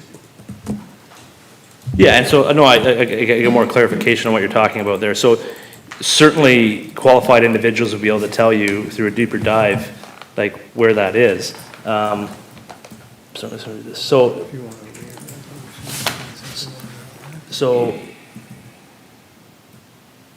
So yeah, so you're right, because the problem is, once you open up, it may go, once something is opened up, you're in it. Like, you can't stop. So I would like to know, okay, to do the inspections to say what is actually, where the case is before we get to that point where we open stuff up 100% and just go for it, because it's not, it may get in a situation where we have something that an asset's not viable anymore. So I'm going to read this. Staff be directed to complete a more comprehensive review with an evaluation of mold revealation and any items of immediate need of repair for health and safety. I agree with that.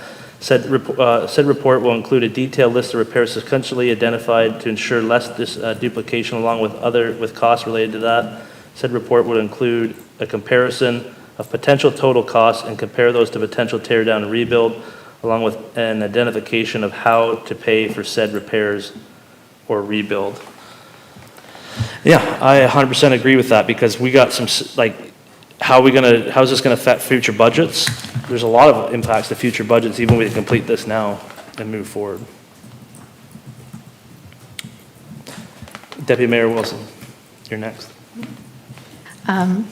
Through you, my comment was similar to what was mentioned in what you just read, which is, I can appreciate your concern, and I agree with you for the most part, but some of these were identified as health and safety concerns. The lighting, and I would guess probably the mold is not great for employees and visitors. So some of them, maybe we could consider 100%.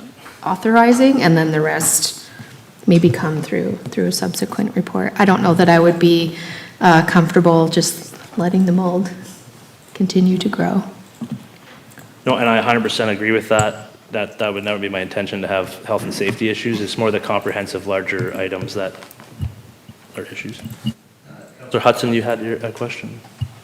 Yeah, thank you, through you. My concern was also the health and safety and getting that looked after immediately. And then my other question was, so we're asking staff to come up with a more comprehensive report, but how would we not be asking staff to hire tradespeople to come up? I'm just wondering how staff are going to get more comprehensive than the Cambia people that we hired to be comprehensive.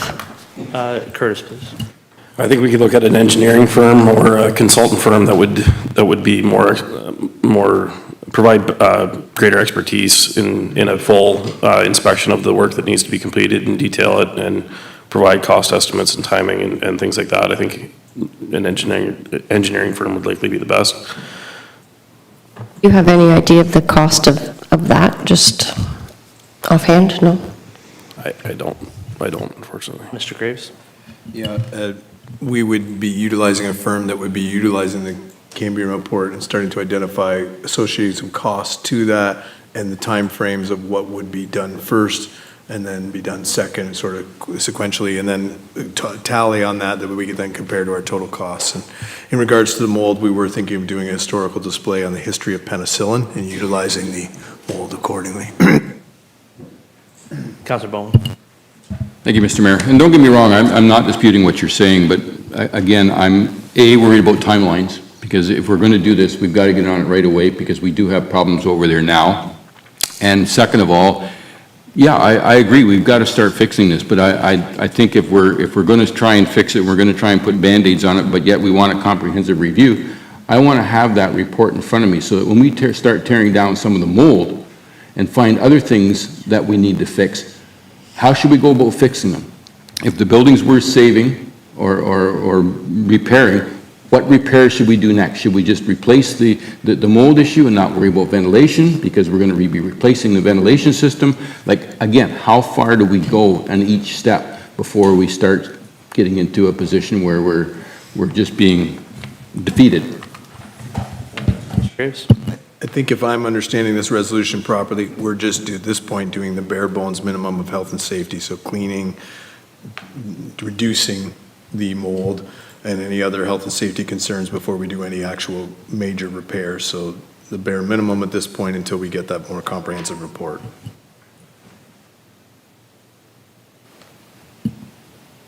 Down there. Councilor Van. Past reviews that have been done of our facilities have been done by what company? Are they, because I'm looking at who did this report, and I'm looking at a PNG. So are they able to utilize this report? Like, Yeah. otherwise So I think feel this like this is a waste of a document and waste of our money if I think that's this the case. report is identifying some of the things that need to be done, but it does not associate what sequences should be done in. Okay. And what the costs are associated with it. So this it's more- report would be able to be used by another firm and then we can go forward from there. Curtis, please. Well, and I think ultimately what this report is saying is that this asset is gonna, like this particular part of the asset is gonna expire at this point. This is the replacement cost. But it's not a full comprehensive review where you would take a full analysis and say, at this, like, by the time, within 5 years, every part of this building is gonna be replaced. So you would you'd be further ahead to just replace the asset. And I think that's what I'm hearing is council, based on the discussion so far, is that it would be a more comprehensive review to say, okay, over this period of time, every component of the building would have been replaced. So, and further analysis to say, starting from scratch might be the better, or it might be better to replace components over their lifespan. And that's what I don't feel that this report has done. This has just identified the timing of when those components would need to be replaced and a high-level estimate of what they would be based on typical construction values. But we could get a more specific analysis of the buildings, a more specific timeline of replacement, a better analysis of when, whether it's best to replace components or whether it's best to reconstruct. That's what I'm hearing.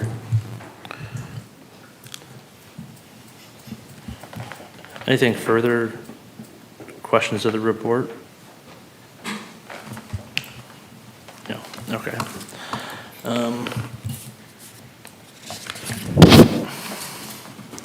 So Councillor Van Kooten-Bosens does have a motion.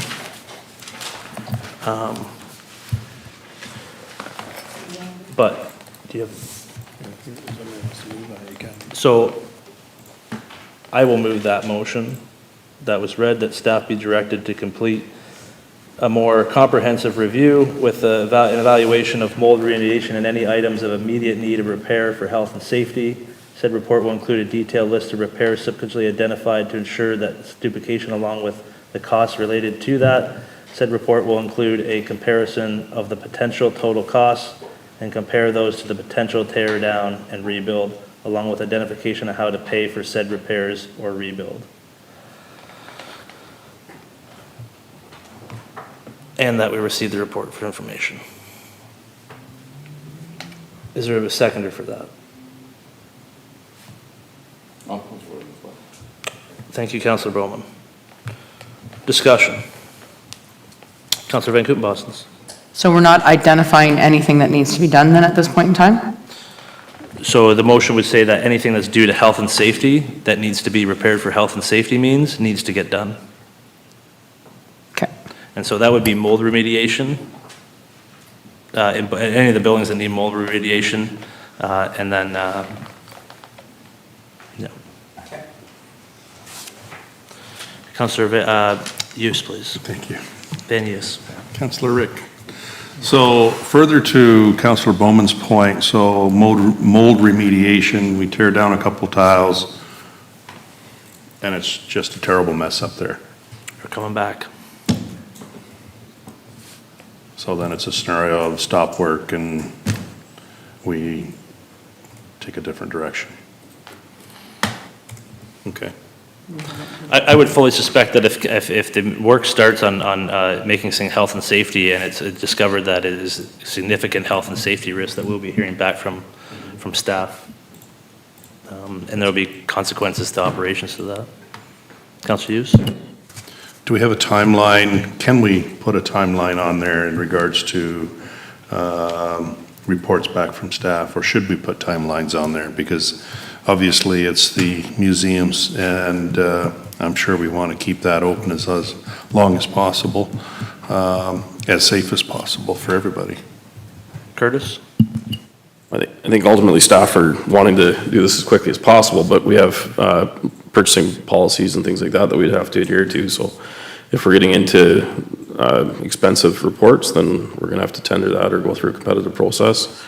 or perhaps it's within the threshold that we can do 3 quotes or something like that. So I don't think we need a timeline. I think we're going to do the best that we can to expedite this as quickly as possible.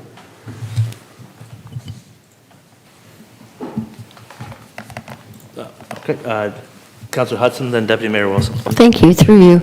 Not to throw a wrench into it, but staff were recommending that the following projects be completed. And I mean, we do have the money in reserves, and they've given pretty good estimates here. Like, it's not like they're estimating 50,000 to 55. There's a $20,000 leeway there. There's, you know, another $15,000 leeway here or there. I don't know. I'm just putting it out there that we have the money, it needs to be fixed. Maybe we should be fixing it. I get that we don't have a specific timeline, but we know ourselves, yes, we do have to start with the health and safety things and go from there. So to speak to that, I would 100% agree the health and safety items need to be addressed, 100%. But the problem is that, so if you put a new roof on there and it's decided that in subsequent years, it's showing that, oh, this needs to be done and that needs to be done and this needs to be done, which is identified in the report, you could be technically replacing the building, and it will cost you more, it could be costing more to do it and have less quality than what we would have had if we had done a comprehensive review and looked at the sequencing that should be done. I'll give you an example. If you replace the roof right now, and given my knowledge of seeing what the insulation level is in that ceiling, that bottom of the sheething is going to be covered in mold in no time, given condensation. I do have a background in facilities maintenance, and so that's a big concern, is that if we put this money into this building, it needs to be done in the proper sequence to protect the asset that we're replacing it with, and making sure that that money doesn't go to waste. And to make sure that that is the best, that's the proper repair to do for the time for what the building is. I'm concerned that, I am concerned that given the state of the building and what I've seen in the report and in person, that it's concerning that there is a lot of items that need to be replaced in that building, and it may not be worth it. But I do agree that health and safety is number one priority, bar none, that those need to be addressed immediately. Deputy Mayor Wilson? Thank you, through you. My question was just around whether or not the motion needs to be more specific around the amount that would be allocated from the museum reserve for those more immediate projects. I think if I'm remembering correctly, we already have a set amount in capital and probably some in operating. So if we're just doing immediate concerns, we might be able to cover them in the current capital and operating budgets. If I may, what I would like as Director of Finance to see in this resolution is clear identify the projects to be completed, and with funding and the source of funding, which will be the museum reserve. I don't really need to know the dollar amount, but I would like to have a list of projects that council approved for completion this year, if possible.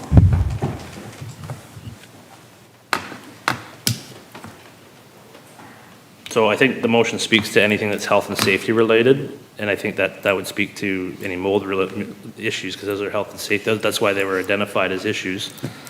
And I have no problem amending the motion to say that it be come from the museum reserve.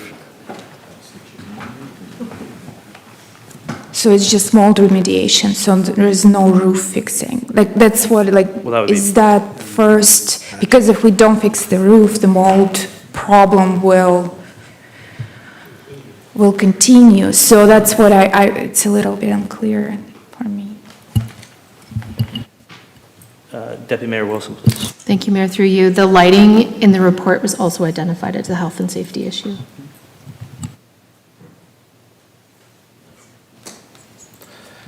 Councillor Hudson? Yeah, I just had the same thoughts as Irina. I mean, if we're going to do the health and safety and fix the mold, but we're not going to fix the roof, it just doesn't seem to make much sense. So Brian. I guess that's where I was coming, like, to me, a health and safety item, if the item is being caused by a leaky roof, making mold, then that would be part of the repair for the health and safety, is that they're tied together and that is, there's just mold not growing for some reason, you're having a health and safety risk of, by that scenario. Curtis? So we have had assessments completed in the past of the mold and whether it was going to be harmful to employees and visitors to breathe in. We can have that assessment reconducted. So it doesn't necessarily mean that we have to completely remediate or remove the ceiling or things like that, as long as the assessment comes back that it's not a health and safety risk. Until because I'm kind of of the same train of thought, like if we don't replace the roof above it, if we just cut out a piece of ceiling where the mold is, and we put up a new piece of drywall, we're just opening ourselves up to the same concern over and over again. So I think what we would immediately do is we would look at dehumidifiers, we would look at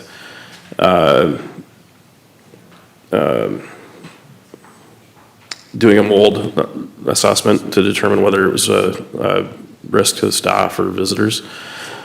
And then we would hire a consulting engineer to do a full assessment on the building to determine what the future recommendations would be.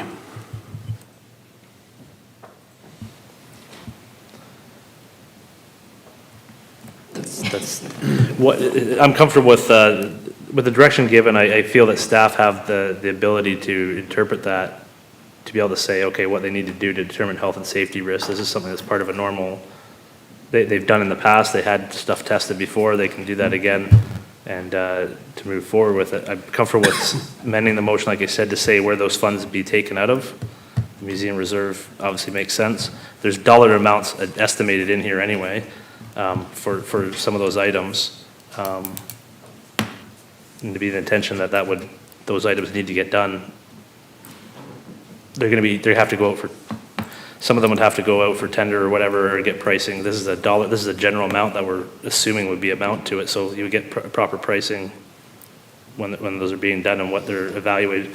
It's like a mini version. When they look at the mold assessment or whatever, they're gonna now have to go out and look at, okay, what's it gonna take to actually fix that? These are estimated numbers in the range of, they're gonna have to get a better scenario of what's gonna go on anyway. Anyway, Councillor Bowen. Thank you, Mr. Mayor. I support what you're saying. I just hope we don't get back into the chicken and the egg scenario where, okay, we start taking down ceiling tiles to fix the mold there and then find out we have to do and then at what point do I'd still like to see the comprehensive review, because I hate to fix the roof, fix the ceiling tile, put more insulation in, put heating ducts in, only to find out that we got to replace a wall.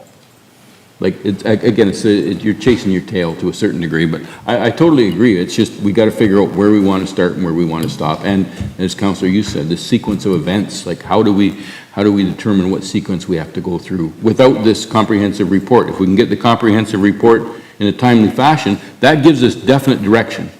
Then we know that we can fix the roof, we can fix the insulation, we can put in the heating ducts because we can replace or repair the foundation in the wall.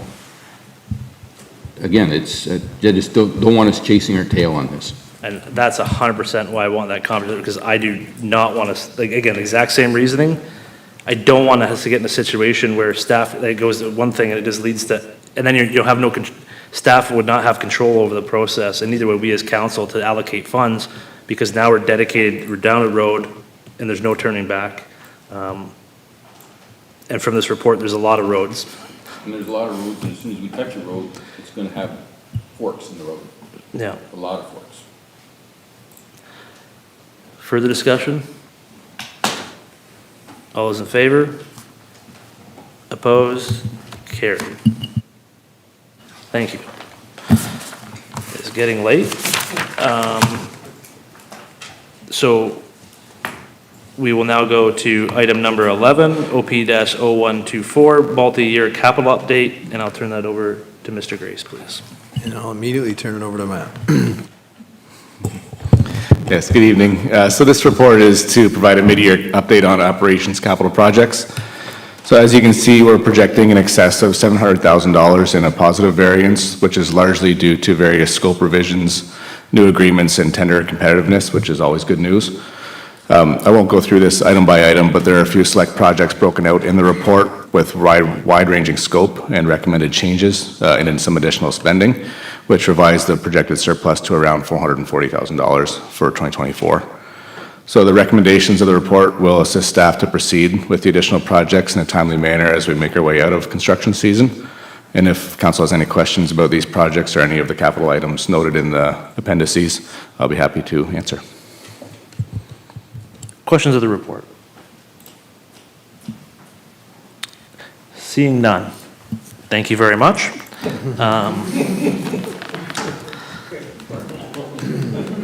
I will ask that Deputy Mayor Wilson, I believe you have a motion for that. Moved by myself, seconded by Councillor Bowman, that the Council of the Corporation of the Town of Ingersoll receive staff report OP-010-24 as information, and that the retaining wall rehabilitation program budget be increased by $26,500 to $51,500 in order to meet the requirements of the Ontario Structure Inspection Manual and enable long-term asset management planning.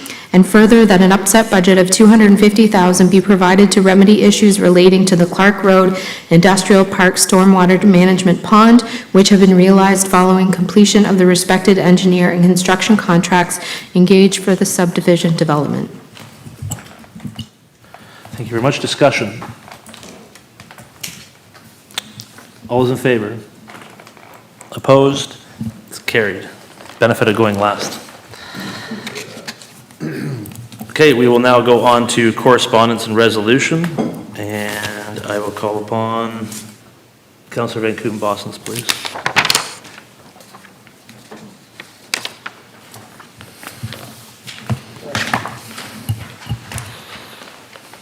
Getting a little tired, apologize. Moved by myself, seconded by Deputy Mayor Wilson, that the Council of the Corporation of the Town of Ingersoll receive the correspondence from the Upper Thames River Conservation Authority requesting the reversal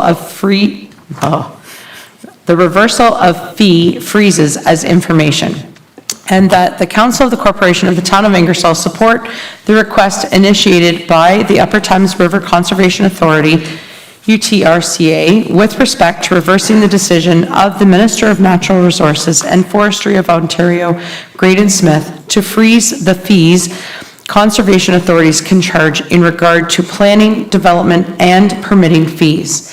And further, that the Mayor of the Council of the Corporation of the Town of Ingersoll be authorized to sign onto a letter of support prepared on behalf of the elected leaders of the municipalities of the Upper Thames River watershed. Thank you very much. Discussion. As the author of this, I will speak from the chair's, to the reasoning behind this. As it was stated that we've received multiple fee directions from the minister stating that we cannot raise our fees. And so the municipalities can do that, and but we cannot. And so what that does is put that cost back on member municipalities through the levy. Especially, we have high growth areas that are, London is a very big one where we have a lot of items come from, but we can't recover those fees, and certainly heard from a lot of member municipalities that's something they want. They want those who are using the service to pay for them, and that's the goal of the authority, but we can't do that without that getting changed. We met with the minister probably 3 months ago now, and he asked for evidence, so this is a way to show that this is what's wanted in the watershed, and hopefully there's some signs that it's spreading outside of there to get that advocacy going as well, to show the minister that municipalities would rather have people who are using the service pay for the fees rather than themselves. So I'll leave it at that. Further questions? All those in favor? Opposed? I thank you. We'll now go to Deputy Mayor Wilson, please. Moved by myself, seconded by Councillor Bowman, that the Council of the Corporation of the Town of Ingersoll receive the resolution from the Ingersoll Business Improvement Area Board of Management as information, and that Council approve the installation of the Veterans Crosswalk at the intersection of King Street and Oxford Street using the design as approved by the BIA at their special meeting on July 22nd, 2024. Thank you. Councillor Bowman, as the BIA representative, would you like to speak to that? Just to let council know, Mr. Mayor, that I think council had approved in principle the installation of this crosswalk. and the BIA has secured the dollar amount and the contractor, and so they're just letting us know that this is what it's going to look like, and they'd like to get it done as soon as possible so that we can get it in for Remembrance Day. Thank you. Further comment? All right, seeing none, all those in favor?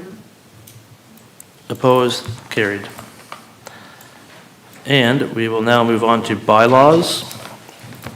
And I ask Councillor Bowman to go into committee of the whole on bylaws, please. Okay.